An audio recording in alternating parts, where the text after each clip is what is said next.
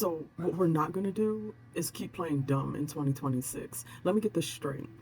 Brandy was old enough to know better while she was still a teenager, but Wanya, a grown-ass man, somehow gets to float through this conversation like he was just what? Confused? Led astray? Bamboozled? Be so fucking for real. Because now I'm gonna need some of y'all to define old enough with a straight face.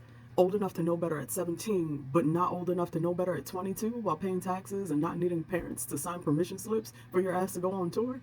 So she's a child with full responsibility, and he's an adult with what? Selective awareness? Is that the logic we're going with? Because if we're calling a teenager old enough to know better, then what exactly do we call this man in his 20s besides exempt? Let's not act confused.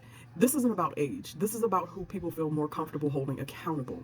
Because somehow, a teenage girl is expected to have foresight, restraint, and moral clarity, but a grown ass man gets the benefits of mistakes were made. No.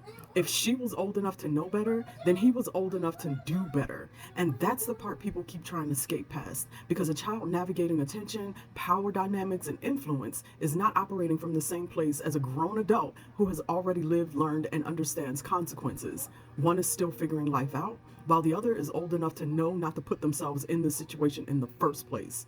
So don't hand her adult level accountability while handing him a soft blanket and oh, he didn't know any better, because he knew. He absolutely knew. Y'all just don't like saying that shit out loud.